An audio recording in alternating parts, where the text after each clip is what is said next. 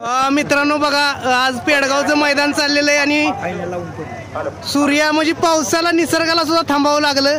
हे पेडगावकरांचं मैदान, सूर्य तुम्ही प्रकाश बघू शकताय आणि या प्रकाशात मैदानात सर्वांना श्वास रोखलेला आहे आणि मैदानाच्या फायनलच्या गाड्या खालनं सुटतात.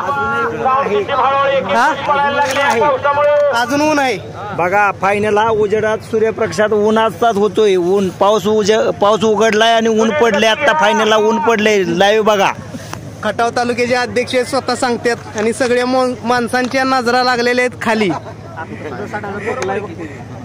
विनायक शेट, काय आता गाड्या पळण्याला योग्य आहेत का? एवढं आता रान सुकलेलं आहे. पावसाचं वातावरण पूर्ण निवळलंय आणि गाड्या पळायला एक नंबर रान झालेला आहे. मगाशी थोडासा पाऊस पडून गेला आणि बघा सूर्यानं बी साथ दिली. तुम्हाला सांगतो एवढं ऊन पडलं. एवढं परमेश्वराची देण आहे ती. गाड्या खाली गेल्या तर रिमझिम पाऊस चालू होता. गाड्या वळल्या की या ठिकाणी ऊन पडले. म्हणजे परमेश्वर आपली इच्छा आहे फायनल व्हावा. खरं बघितलं तुम्ही बघितलं ना तर फाटी सुकलेलं आहे पूर्णपणे. थोडस ओलसर आहे त्यामुळे बैलाला पळण्यायोग्य पूर्णपणे राहणार. यात काय म्हणजे असं बैल नाही पण बैल म्हणजे इच्छा आहे तुमची आज फायनल. इच्छा म्हणजे सर्वांची. हे जेवढी लोक आहेत ही बैलगाडी क्षेत्रातली स्वतःची बैल मालक वाले आहेत. यांना समजते ना आपल्या बैलाची काळजी काय आहे ती. त्यामुळे बैलाला योग्य जर नसतं पळवलीच नसते ना बैल यांनी. रान आज योग्य एकच नंबर रान आहे. याच्यापेक्षा अजून चांगलं रान काय पाहिजे. नक्कीच बघा, विनायक शेठ देशमुख यांनी प्रतिक्रिया दिलेली. असे अनेक बैलगाडी मालक आहेत. आपण काही सर्वसामान्य फाटी काय इच्छा आहे का तुमची फायनल व्हावा म्हणून? फायनल व्हावा. चाचा काय 100% व्हावा. फायनल पाहण्यासारखी जागा आहे ना. फायनल व्हावं अशी इच्छा आहे ना सर्वांची. नंबर फायनल झाला पाहिजे. पळायसारखी आहे ना. फायनल व्हावा म्हणून इच्छा आहे ना सर्वांची. फायनल व्हावा म्हणून इच्छा आहे ना सर्वांची. 100%. आणि सूर्यानं सुद्धा इकडे दर्शन दिलेलं आहे पाठीमागे. मैदान एकदम साफ आहे. 100% होणार. अनेक 50 ते 60 हजार लोक लाईव्ह सुद्धा बघतात मित्रांनो. आणि मैदानी 100% होणार. आणि आता फायनलचा फेरा खालनं सुटतोय.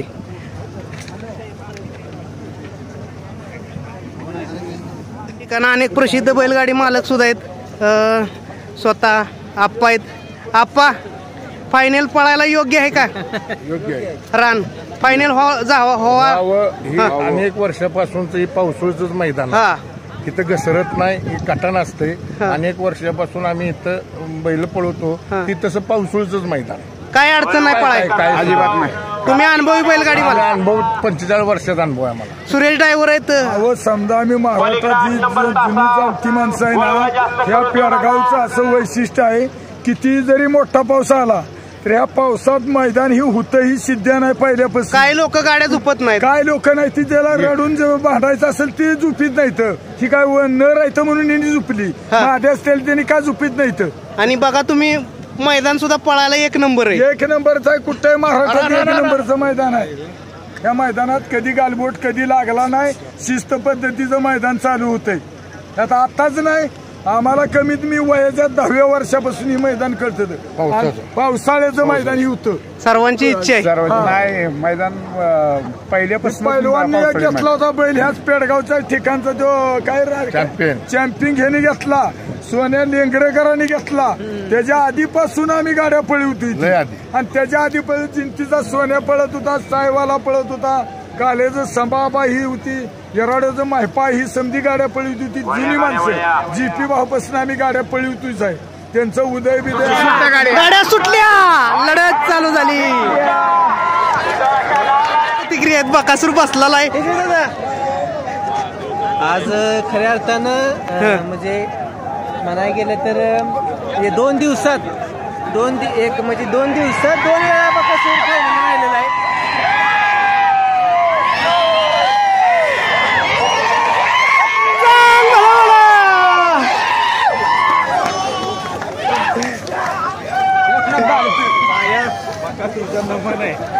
बोलायचं नाही, बाया पडावायला